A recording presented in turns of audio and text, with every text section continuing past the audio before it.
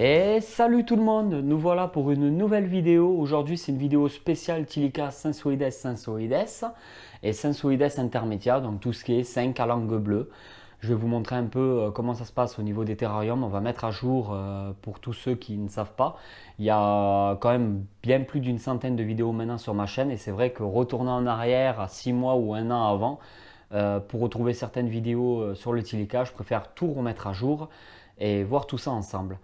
Au niveau du nourrissage, je vais vous passer directement ma femme qui va vous expliquer comment faire une tambouille pour nourrir ces Tilica sensoides. Je ne sais pas si elle va le préciser sur la suite de cette vidéo. Au niveau du nourrissage des Tilica sensoides, la première année, on va dire, c'est pas une science exacte, on essaie de nourrir quand même tous les jours. Et ensuite, on voit en fonction de son poids si le Tilica sensoide a tendance à devenir obèse. Donc il faut limiter les prises de repas dans le temps. Généralement, on le fait tous les 2 jours ou tous les 3 jours. S'il maigrit un petit peu, on augmente les rations, etc. On fait toujours au feeling en fonction de notre animal. Mais généralement, les adultes, on ne les nourrit pas forcément tous les jours. Bonjour, alors aujourd'hui je vais vous présenter un tuto tricot. Donc ici je vais vous parler donc des aiguilles. Ah zut, comment je peux faire? Je vais vous présenter aujourd'hui comment je m'organise pour faire la préparation de l'alimentation de mes Tilica sensoides. Alors, donc ici il y a un petit peu tout ce que je vais utiliser dans cette recette. C'est une recette parmi tant d'autres puisqu'il y a plusieurs variantes. Je vais vous en montrer une, donc celle que je vais préparer aujourd'hui. Alors, donc un mixeur, de la salade. Alors la salade, elle est mélangée, donc un peu de tout en fait dans cette salade. La frisée, la chicorée et la rouge. Il y a aussi de l'iceberg, de la batavia et de la romaine. Donc là-dedans, il y a plusieurs variétés de salade. Je vais prendre de la carotte, de l'endive, un œuf entier, donc avec la coquille, une poire et je me souviens plus, un cœur de bœuf.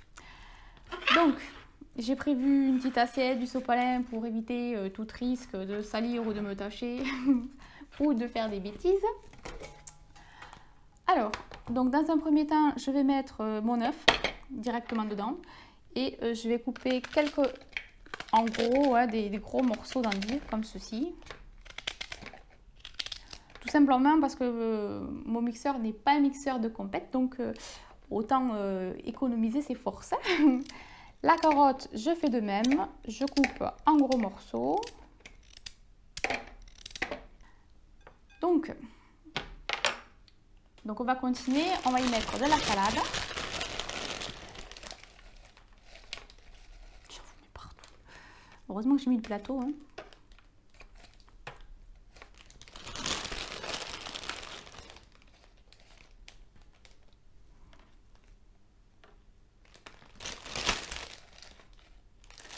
Je vais commencer donc un premier mixage et on se retrouve juste après. Voilà, donc après un premier mixage, donc là j'ai de la place, je vais pouvoir rajouter un peu plus de salade puisque en fin de compte je n'ai pas mis énormément.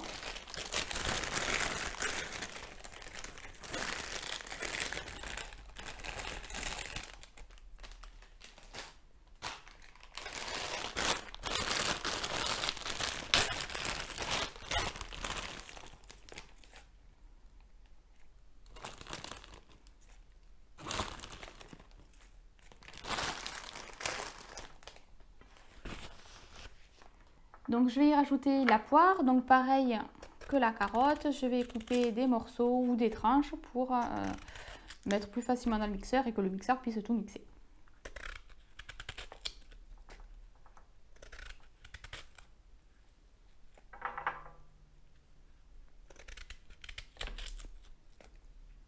Ça a vibré.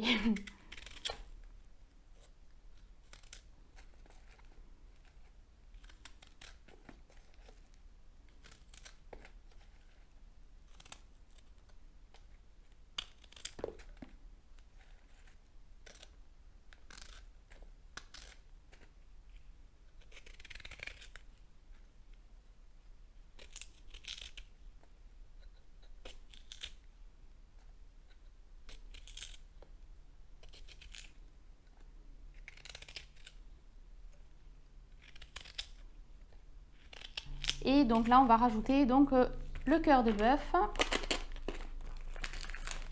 Alors, je vais faire pareil. Je vais couper donc en morceaux, grossièrement.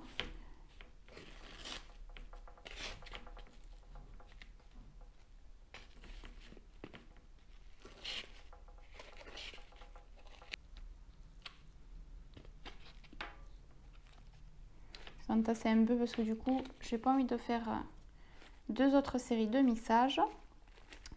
Voilà. Donc, je vais mixer le tout et on se retrouve juste après.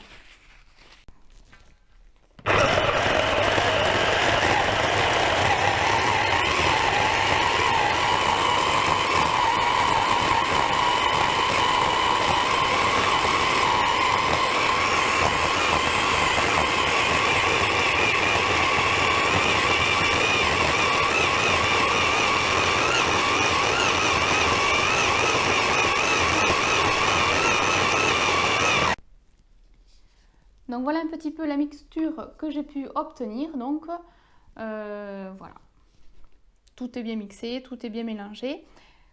Je vais chercher les petits bacs de glaçons pour pouvoir les remplir et puis après il n'y aura plus qu'à congeler le tout. Voilà, donc avec les petits bacs de glaçons et la cuillère, donc on va remplir tout simplement les compartiments de glaçons, donc à ras-bord. Et il n'y aura plus qu'à remettre directement au congélateur et puis après à décongeler le nombre de cubes qu'il faut pour ma part, mon Tilica sensoïde ou intermédiaire.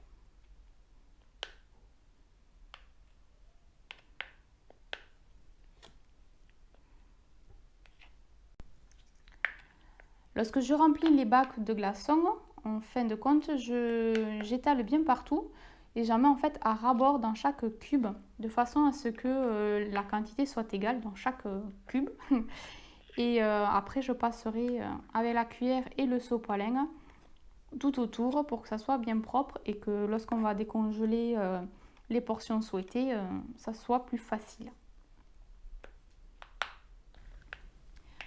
Voilà un petit peu ce que ça donne. Donc j'en ai terminé une, puis j'en ferai une seconde. Et puis en fonction de la quantité qu'il me restera, j'en ferai peut-être une troisième, je vais voir. Voilà, bah écoutez, c'est terminé pour cette petite préparation. Et Snake Rapide, je te rends l'antenne. Alors voilà les terrariums pour les Tilica que j'ai chez moi. Ce sont des terrariums qui font à peu près 90 de longueur par 60. Par contre, ils font vraiment voilà, 60 de profondeur et à peu près 40 de hauteur. Au niveau de cette espèce, la hauteur ne sert pas à grand chose. Donc c'est vraiment privilégier vraiment l'espace au sol. Alors moi personnellement je conseille un terrarium minimum qui fasse quand même au moins 1 mètre de longueur. Même si je ne l'ai pas fait, je le conseille. Si vous pouvez le faire, faites au moins minimum 1 mètre de longueur. Après vous pouvez faire toujours plus. 1 mètre 20, 1 mètre 50, voilà, bien aménagé, ça ira. Alors moi c'est toujours du soft au niveau de la décoration. Il faudra vraiment plus tard que je me mette à faire un peu de décoration un peu partout. Là pour l'instant je reste sur du soft. Le Tilica est quand même une espèce qui est fouisseur, qui creuse pas mal. Alors j'ai pris des copeaux, voilà, ce genre de copeaux là. C'est des gros copeaux. Et je leur donne toujours l'alimentation de toute façon dans une petite coupelle, dans une petite assiette creuse, dans des choses comme ça. Voilà, c'est une espèce qui n'est pas du tout agressive. Enfin moi je ne vois pas de signe d'agressivité pour cette espèce. Donc au niveau des lampes, nous sommes sur des ampoules UVB, toujours des UVB hein, pour cette espèce. Vous pouvez mettre du 5%, moi je suis à 10%. C'est pas, dans tous les cas, que ce soit du 5 ou du 10%, ça ne représentera jamais la lumière du soleil. Donc je vous conseille de mettre le plus possible, hein, voilà, ça peut leur faire que du bien. Ensuite, au niveau du néon, nous sommes sur du néon Zomed. Après, vous pouvez très bien mettre un néon UVB ou mettre des lumières LED. Moi, personnellement, voilà, c'est juste des néons qui éclairent, il n'y a pas d'UVB. Pour le Tilica sensoides intermédia, j'ai mis un bac d'eau qui est un peu plus grand parce que c'est une espèce qui va dedans de temps en temps. Que le Tilica sensoides que j'ai en haut ne va jamais dans l'eau. Donc on fait vraiment, voilà, en fonction de nos animaux, si il est régulièrement dans l'eau, on va peut-être décider de baisser un peu les températures ou d'augmenter le bac d'eau. Si c'est une espèce qui va jamais dans l'eau, c'est tout simplement qu'il n'en a pas envie. Je ne fais pas de bain forcé pour mes animaux. Bon, une petite branche, la petite cachette comme ça où il va dedans pour dormir la nuit. C'est une espèce qui vit en journée, qui n'est pas du tout nocturne, donc la nuit ça dort. Et là nous avons tapis protégé par une plaque de plexiglas. Voilà, toujours je mets la sonde du thermostat sur le tapis. Mais là, bon, c'est un thermostat qui gère plusieurs terrariums, comme c'est une batterie. Je n'ai pas acheté un thermostat pour chaque terrarium.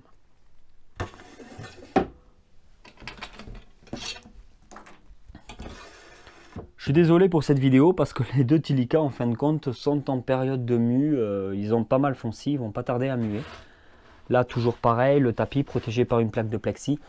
Vous pouvez chauffer cette espèce par en haut avec, mettons, une lampe JBL, une Solaraptor ou quelque chose qui, une lampe Zomed, une lampe qui chauffe et qui envoie en même temps les UVB. Ou vous pouvez toujours avoir une lampe qui fasse UVB et une lampe qui chauffe. C'est vous qui voyez. Allez, je vais vous donner quand même des nouvelles, excusez-moi, de ma beauté bleue qui viennent de la ferme tropicale. Donc bac d'eau, j'ai mis des éclats de coco et une petite noix de coco en cachette. Donc elle y va souvent la nuit. C'est une espèce très active, autant de nuit que de jour. Voilà, là elle est quand même assez longue. Je vais essayer.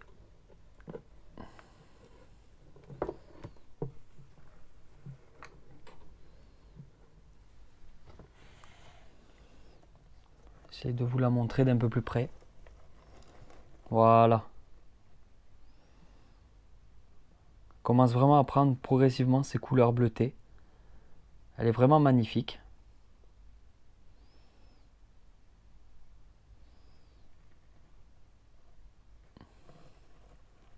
Elle essaie de s'enfouir, de se cacher. Alors c'est une espèce qui est quand même très peureuse, mais qui n'est pas, qui montre pas pour le moment de signes d'agressivité. Donc elle n'est pas sur la défensive, elle est plutôt à se cacher. Une fois adulte, elle se retrouvera dans ce terrarium qui est l'ancien terrarium des Stenosauria, qui est actuellement du coup inhabité. J'ai laissé juste le néon pour que ça fasse quand même joli, que le terrarium soit quand même joli. Voilà, j'ai encore de l'aménagement à faire, des trucs à retirer, ça fait un peu dégueulasse. Et du coup, elle se retrouvera là-dedans.